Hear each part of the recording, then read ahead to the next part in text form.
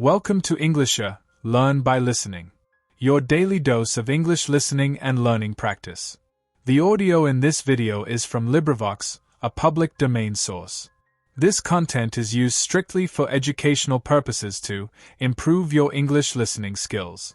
It's also perfect if you're preparing for IELTS, TOEFL, or any language proficiency test.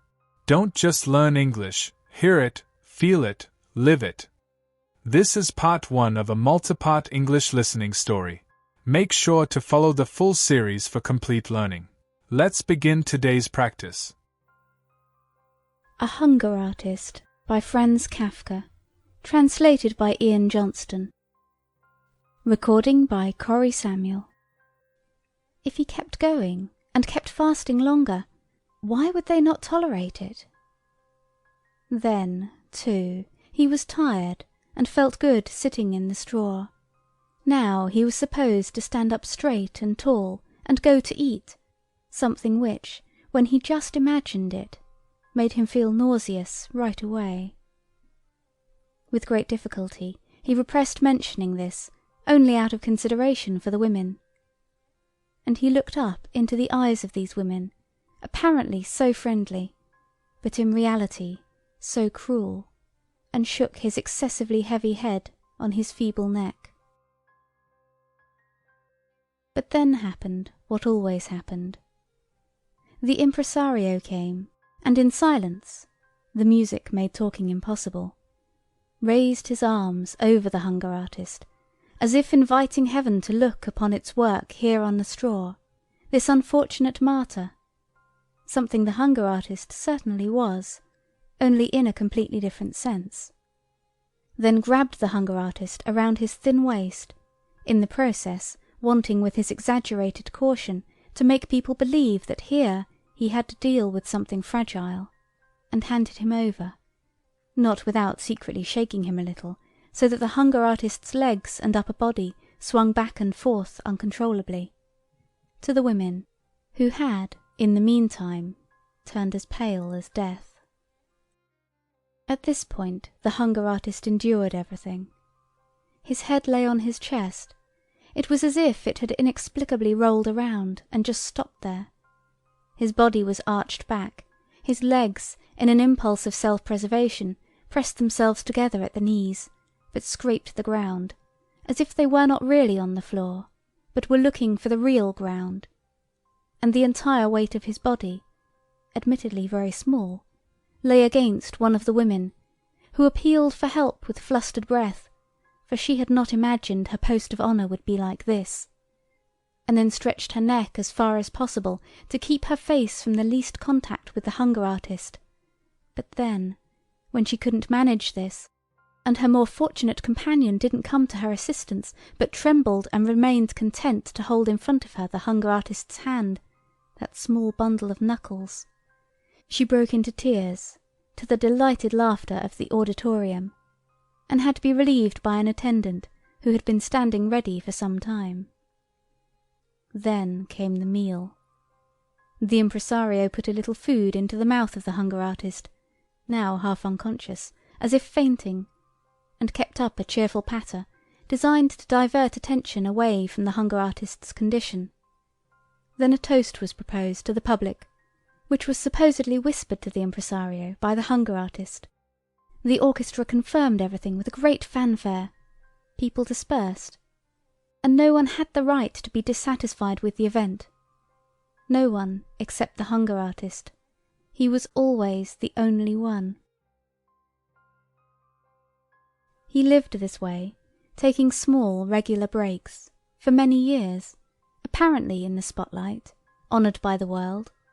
But for all that his mood was usually gloomy, and it kept growing gloomier all the time, because no one understood how to take him seriously. But how was he to find consolation? What was there left for him to wish for? And if a good-natured man, who felt sorry for him, ever wanted to explain to him that his sadness probably came from his fasting, then it could happen that the hunger artist responded with an outburst of rage, and began to shake the bars like an animal, frightening everyone. But the impresario had a way of punishing moments like this something he was happy to use. He would make an apology for the hunger artist to the assembled public, conceding that the irritability had been provoked only by his fasting, something quite intelligible to well-fed people, and capable of excusing the behaviour of the hunger artist without further explanation. From there he would move on to speak about the equally hard-to-understand claim of the hunger artist that he could go on fasting for much longer than he was doing. He would praise the lofty striving, the good will, and the great self-denial no doubt contained in this claim, but then would try to contradict it simply by producing photographs, which were also on sale, for in the pictures one could see the hunger artist on the 40th day of his fast, in bed, almost dead from exhaustion. Although the hunger artist was very familiar with this perversion of the truth, it always strained his nerves again and was too much for him. What was a result of the premature ending of the fast, people were now proposing as its cause. It was impossible to fight against this lack of understanding, against this world of misunderstanding. In good faith, he always listened eagerly to the impresario at the bars of his cage, but each time, once the photographs came out, he would let go of the bars, and, with a sigh, sink back into the straw, and a reassured public could come up again and view him. When those who had witnessed such scenes thought back on them a few years later, often they were unable to understand themselves, for in the meantime that change mentioned above had set in. It happened almost immediately. There may have been more profound reasons for it, but who bothered to discover what they were? At any rate, one day the pampered hunger artist saw himself abandoned by the crowd of pleasure-seekers who preferred the stream to other attractions. The impresario chased around half of Europe one more time with him, to see whether he could still rediscover the old interest here and there. It was all futile. It was as if a secret agreement against the fasting performances had developed everywhere. Naturally, it couldn't really have happened all at once, and people later remembered some things which in the days of intoxicating success they hadn't paid sufficient attention to, some inadequately suppressed indications, but now it was too late to do anything to counter them. Of course, it was certain that the popularity of fasting would return once more some day, but for those now alive that was no consolation. What was the hunger artist to do now? A man whom thousands of people had cheered on could not display himself in show booths at small fun fairs.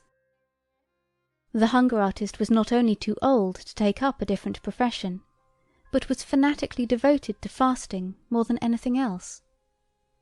So he said farewell to the impresario, an incomparable companion on his life's road, and let himself be hired by a large circus. In order to spare his own feelings, he didn't even look at the terms of his contract at all.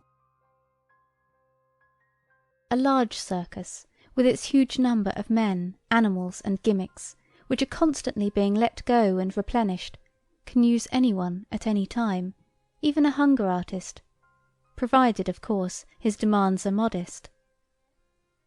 Moreover, in this particular case, it was not only the hunger artist himself who was engaged, but also his old and famous name. In fact, given the characteristic nature of his art, which was not diminished by his advancing age, one could never claim that a worn-out artist, who no longer stood at the pinnacle of his ability, wanted to escape to a quiet position in the circus. On the contrary, the hunger artist declared that he could fast just as well as in earlier times, something that was entirely credible. Indeed, he even affirmed that if people would let him do what he wanted, and he was promised this without further ado, he would really now legitimately amaze the world for the first time, an assertion which, however, given the mood of the time, which the hunger artist in his enthusiasm easily overlooked, only brought smiles from the experts. However, basically, the hunger artist had not forgotten his sense of the way things really were, and he took it as self-evident that people would not set him and his cage up as the star attraction, somewhere in the middle of the arena, but would move him outside in some other readily accessible spot near the animal stalls. Huge, brightly painted signs surrounded the cage and announced what there was to look at there. During the intervals in the main performance, when the general public pushed out towards the menagerie in order to see the animals, they could hardly avoid moving past the hunger artist and stopping there a moment. They would perhaps have remained with him longer, if those pushing up behind them in the narrow passageway, who did not understand this pause on the way to the animal stalls they wanted to see, had not made a longer, peaceful observation impossible. Thank you for listening with Englishor. Learn by listening. All audio used is from LibriVox and is in the public domain. This practice session helps improve your listening comprehension, useful for IELTS, TOEFL, and other language exams. Don't just learn English, hear it, feel it, live it. Keep learning, keep growing, and commit to yourself. Until I master English, I will give my 100% every single day. If this video is part of a story series, make sure to check out other part 2, part 3, and more in the playlist. Like, subscribe, and share if you found this helpful. Comment your favorite word or moment from today's practice. See you in the next one, learner.